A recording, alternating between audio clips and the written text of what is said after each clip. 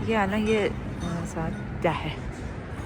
گفتیم که تا اینم باز از این ور گفتیم تا چیز بشه، تا این مراسم آتیش بازیشون شروع بشه بریم یه چیزی بخوریم.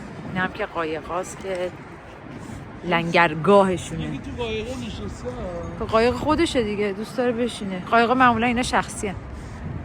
این معمولا قایقاشون شخصی هن برای کریسمس هم، مثلا تزیینات کریسمسی هم برای خودشون کردن. معمولا اینا قایقای شخصیشونه، اصلا خوابیده توش. بعضیا میگم به خاطر اینا هستش که دیگه امشب شلوغ قلوغه، نکنه یکی بره تو و فلان و بلان و اینا.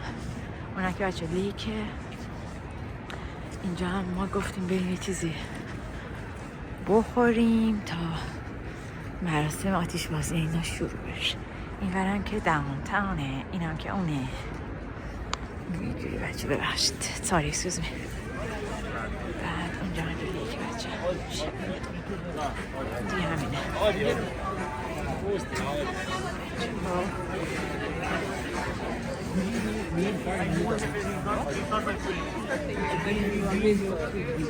لاینه، چقدر لاینه تا بخواید برید تو فقط چیزی بخورید.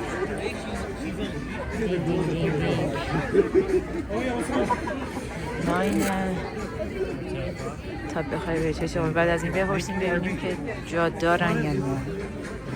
فکر کنم از اون بپرسیم ببینیم جا دارن اصلا یا نه. یا نه. لا چیزش کجا؟ آخرین کجاستش؟ فعلا بچه ها بریم ببینیم که خبره.